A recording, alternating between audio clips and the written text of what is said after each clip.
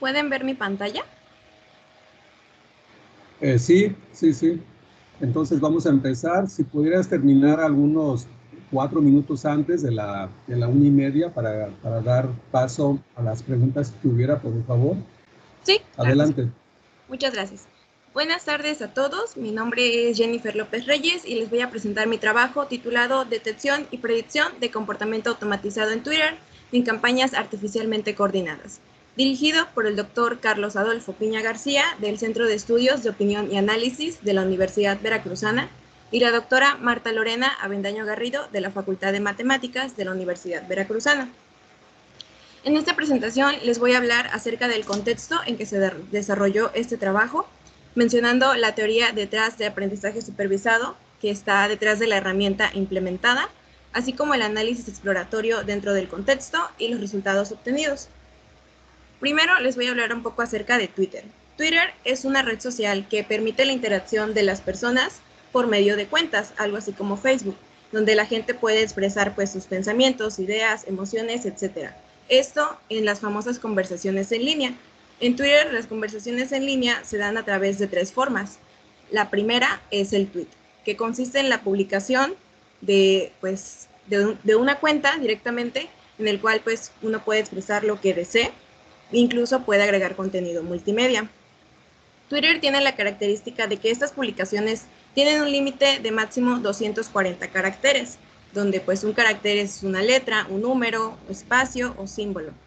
De manera que pues, a diferencia de otras redes sociales, las publicaciones aquí son algo cortas. Después está el retweet, que consiste en la republicación de un tweet, puede ser de un tweet posteado por otra cuenta o un tweet de nuestra propia cuenta. Y el tweet citado, que se trata de un retweet que va acompañado de una descripción adicional agregada por la cuenta que lo recomparte. Y bueno, de esta manera es que en Twitter la gente pues se comunica o platica. Y podemos ver en este ejemplo que hay 2 palabras en azul. Una va acompañado del símbolo de gatito, que es el hashtag, que consiste en una palabra, concepto o frase, que bueno, va acompañada de este símbolo y suele utilizarse para pues referir temas, quizás doy una opinión, y hashtag como el tema del que estoy hablando. Y por otra parte están las etiquetas, que vienen acompañadas del símbolo de arroba. Esto solamente es la mención o el mandar a llamar a otra cuenta de Twitter. En ocasiones, estas hashtags o palabras clave que hay son utilizadas por mucha gente, es decir, mucha gente tuitea o retuitea ese hashtag o esa palabra clave. Cuando esto ocurre, se convierten en algo llamado tendencia.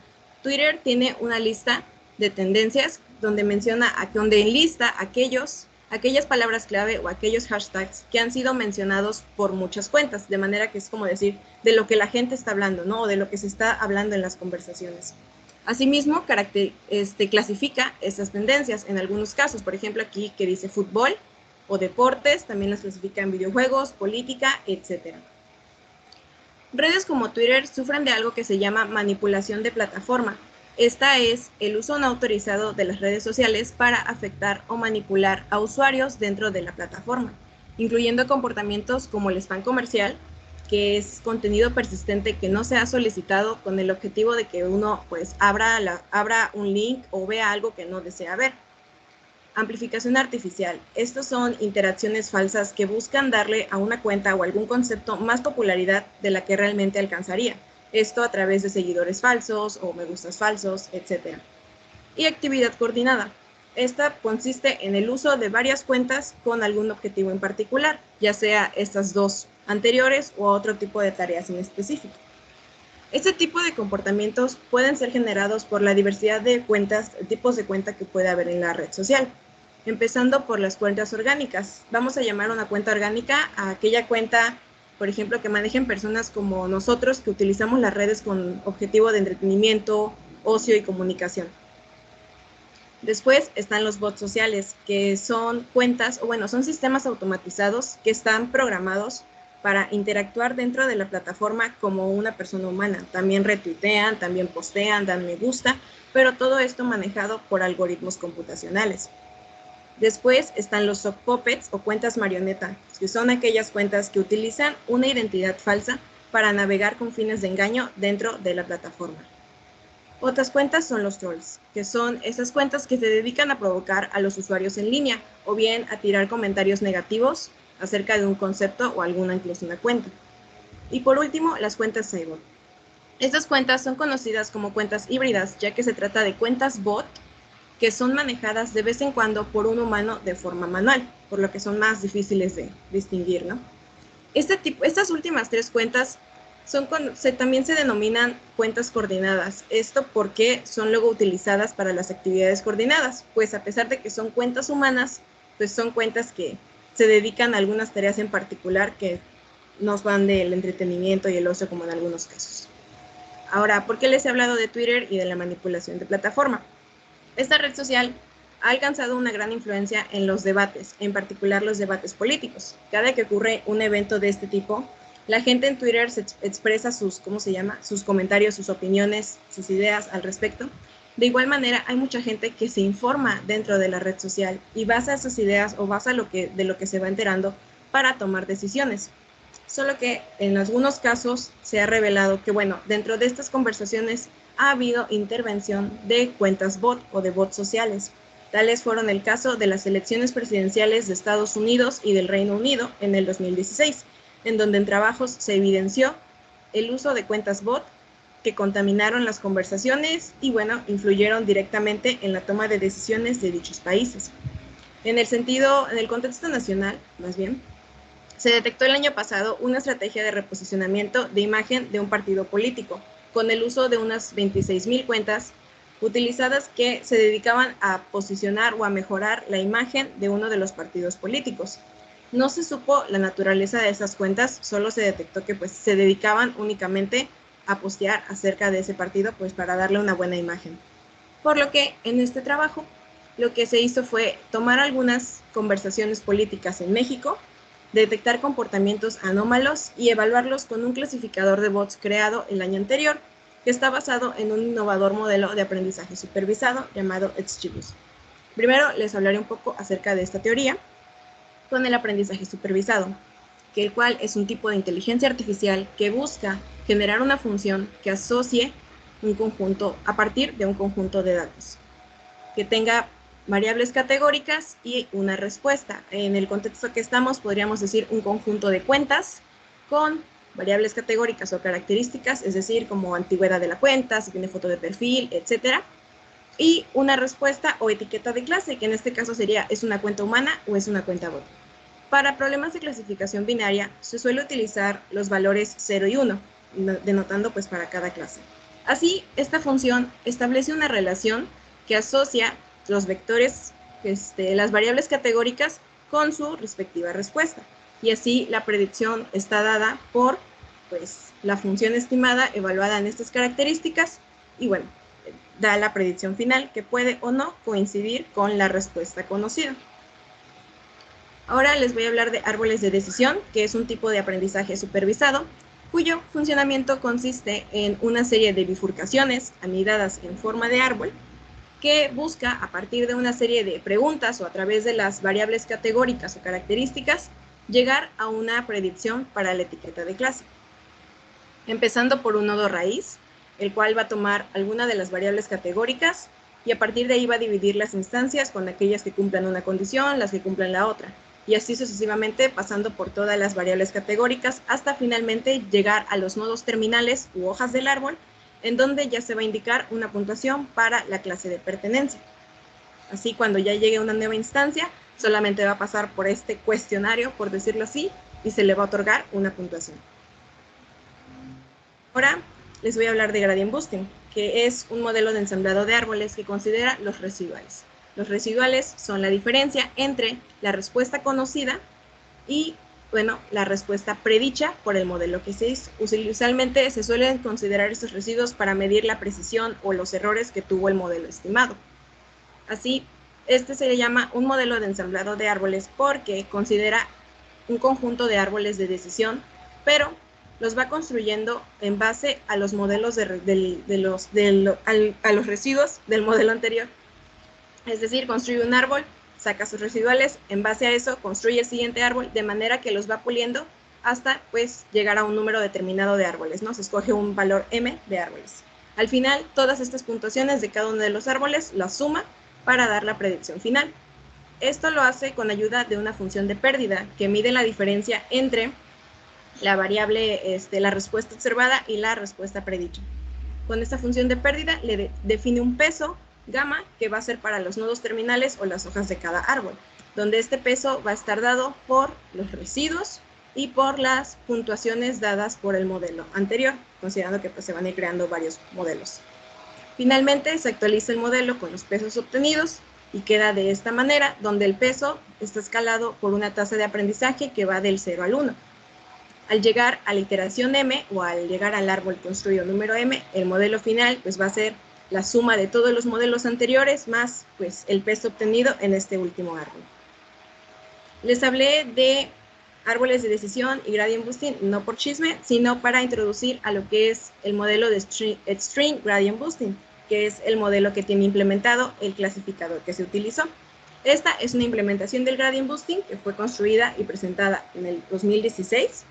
Y bueno, además de una función de pérdida, tiene el valor adicional que agrega un término de regularización. Ese término de regularización involucra la fomentación de la poda del árbol y la suavización de los pesos gamas por un escalar positivo lambda. Dado que los pesos quedan dados casi de la misma manera, pero con el escalar lambda debajo para suavizar los pesos y evitar el sobreajuste.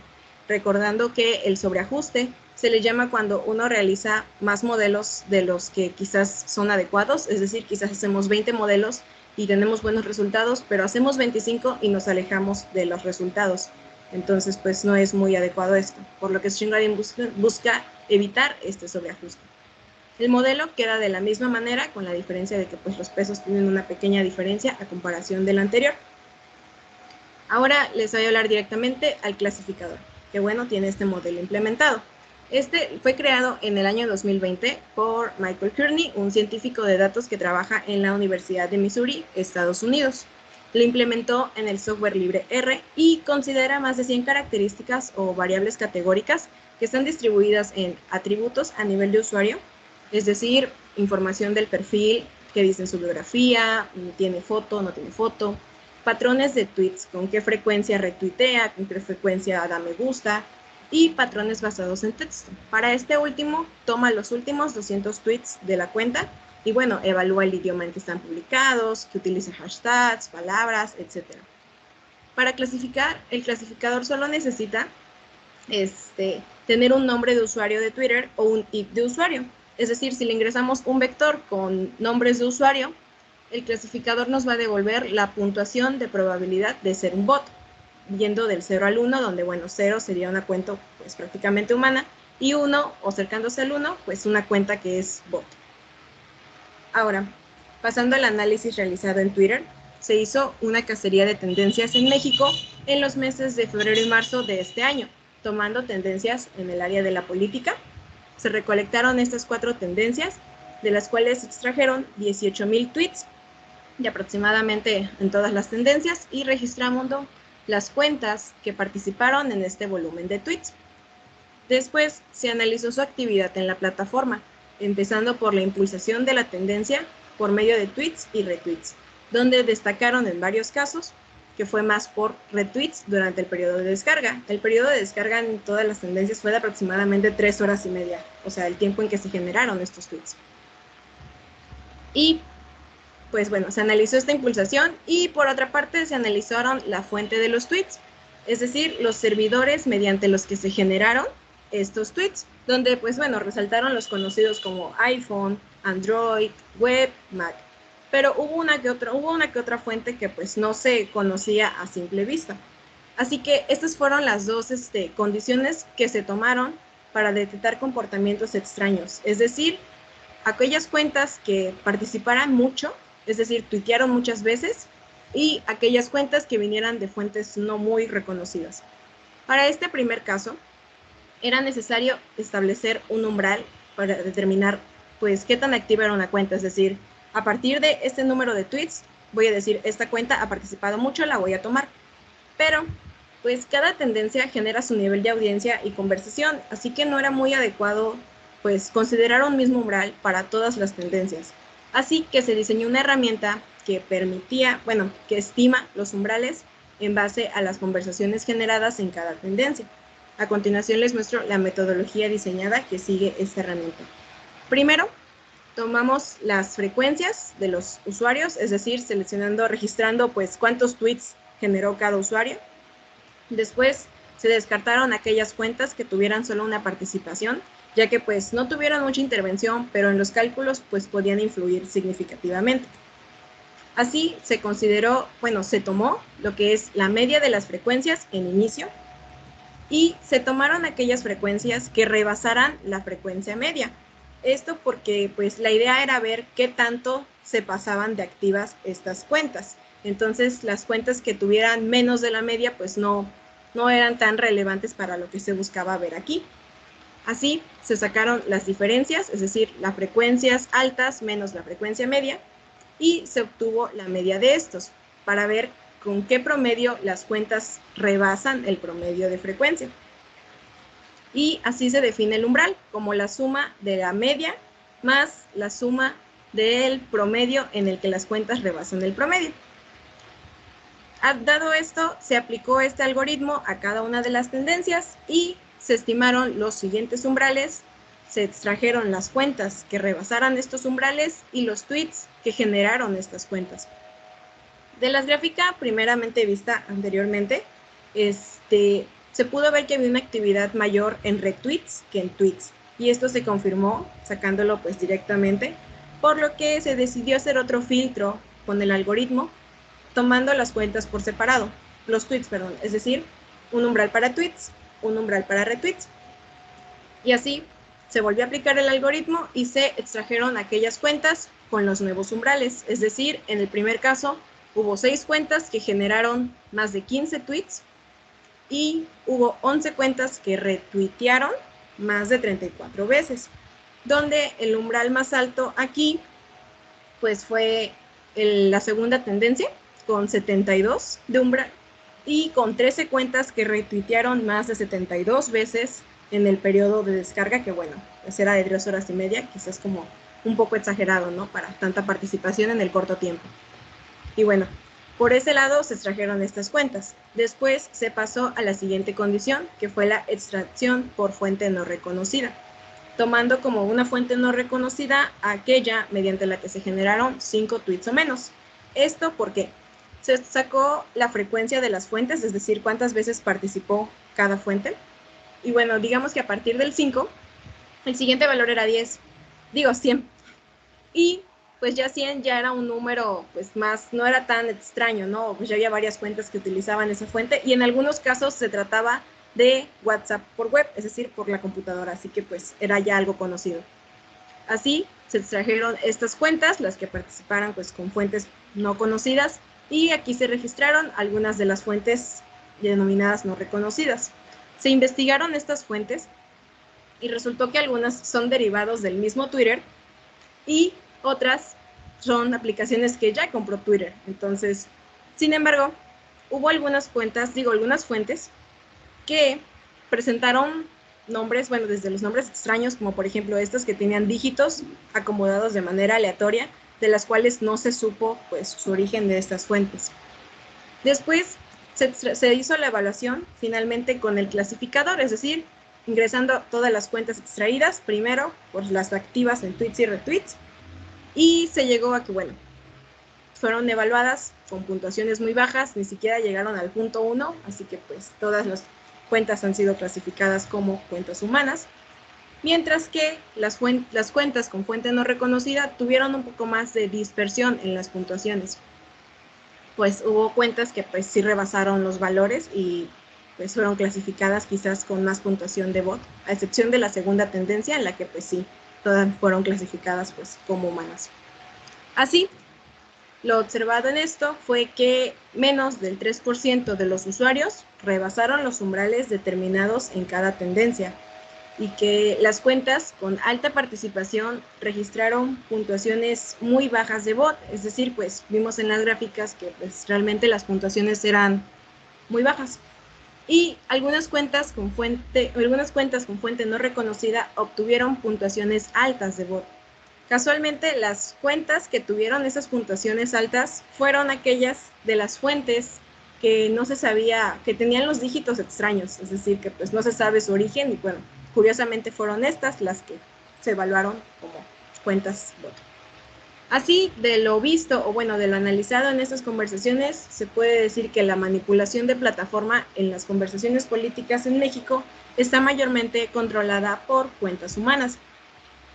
Esto, bueno, puede tratarse de cuentas como las que les mencioné al inicio, las famosas cuentas coordinadas, ya que al final de cuentas, pues son cuentas humanas, no son cuentas bot, pero pues son cuentas que tienen alguna tarea en particular, ¿no? O tienen un fin no precisamente bueno, y pues se dedican a estar inflando estas conversaciones, ¿no? En este caso, podría tratarse de amplificación artificial, pues considerando que se le dio mucha inflación a algunas tendencias, como vimos en algunas participaciones que tuvieron pues altos umbrales de participación, y hubo cuentas que rebasaron dichos umbrales, por lo que pues podría ser un tipo de pequeña estrategia detectada ahí. Como trabajo futuro detrás de esto, después de esto, está la identificación entre una cuenta orgánica y una coordinada, porque pues vimos que a pesar, ya existen herramientas que detectan entre una cuenta humana y una cuenta bot, pero pues iónicamente ya obviamente no solamente son los bots lo que se dedican luego a realizar este tipo de estrategias o comportamientos automatizados, así que pues sería ideal poder identificar entre dos cuentas que a pesar de que ambas son humanas, pero pues tienen distintas quizás tareas, ¿no?, dentro de la red social. Por otra parte, está la evaluación del algoritmo propuesto, porque la metodología diseñada se consideró viable para pues realizar este estudio, este trabajo, pero sería ideal pues corroborarla con alguno, ¿no? Porque con algunos trabajos quizás, o implementarla en otros trabajos ya conocidos y ver si se obtienen más o menos las mismas conclusiones para que, pues bueno, confirmar, ¿no?, pues su evaluación. Finalmente, pues tenemos que la aplicación de los modelos matemáticos en procesos de detección y predicción ayudan a prevenir y o tratar este tipo de estrategias de automatización.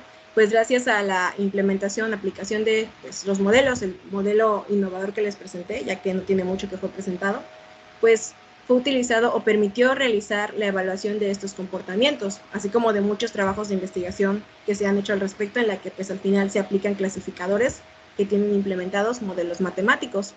Por otra parte, igual pues permiten el diseño de pequeñas herramientas como las que yo propuse para pues establecer, por ejemplo, los umbrales, ¿no? Y quizás no tomar valores tan al azar, sino pues basarnos en cosas como medias y desviaciones. Y bueno, finalmente pues es todo. Muchas gracias por su atención.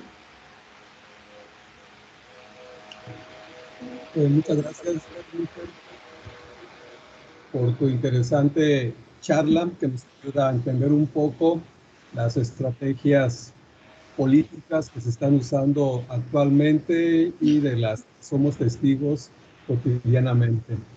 Sí, sí, así es.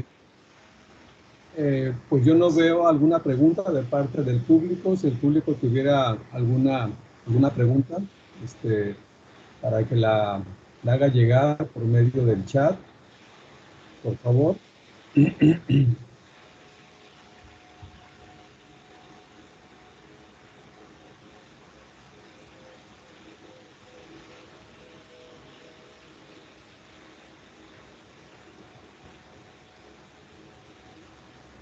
Bueno, te voy a hacer una pregunta, Jennifer.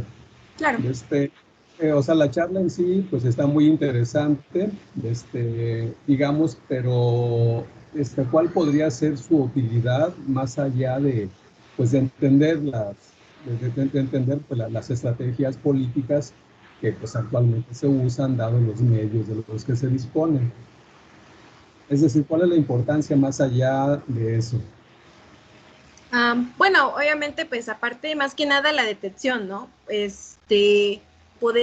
poder darse cuenta cuando estaban ocurriendo esas estrategias, porque bueno, aparte de que entenderlas, pues sí, pero más que nada el detectarlas o el poder verlas a tiempo quizás, en dado caso, antes de cuando empiecen, o una manera de poder evitarlas a futuro quizás, en base a lo que se ha visto, a cómo se han comportado, quizás después poder diseñar o implementar estrategias que permitan la prevención de estas estrategias en base a los resultados observados de investigaciones o trabajos anteriores basados en ese tipo de clasificadores, ¿no? Ese tipo de modelos. ¿Y cómo se podrían evitar? Es decir, porque eso que dices suena un poco como a censura, ¿no? Lo de evitar. Es decir, ¿quién estaría a cargo de evitar eso? Bueno, quizás más que nada, no sé, digamos que creo que hay quizás organismos que pues se dediquen a evitar este tipo de, ¿no? O que se dediquen a investigar más que nada, o científicos de datos que se dediquen a este tipo de áreas en las redes sociales, que pues también buscan evitar, ¿no? Quizás la contaminación o alteración de, pues, a los terceros, ¿no? O a los usuarios, podría funcionar para ir poco a poco mejorando las investigaciones. Bueno, pues sí, lo que tú estás mostrando, pues es creo que un problema que enfrentamos con estos medios modernos de comunicación, ¿no? Es decir, pues cómo se le puede hacer o cómo se le podría hacer para tratar de que todas estas estrategias, algunas de ellas, pues digamos, no aceptables, pues pudieran tener una importancia a la hora de tomar decisiones, como sabemos que aparentemente ocurrió en las elecciones del 2006 de Estados Unidos y en el proceso del Brexit que se llevó a cabo en el Reino Unido.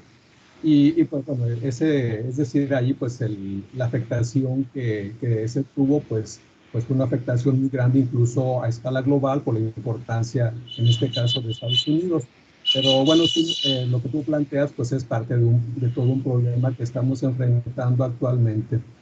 Pues está muy interesante tu charla, Jennifer, muchas Gracias. gracias. Aparentemente no hay ninguna otra pregunta y entonces, pues muchas gracias. Y posteriormente se te hará llegar o sí se te hará llegar la constancia o en todo caso, pues estate más o menos al pendiente de ella, por favor. Muchas Sí, gracias, claro. Jenny. Gracias. Muy bien, entonces, pues vamos a esperarnos unos breves eh, segundos para iniciar la tercera charla.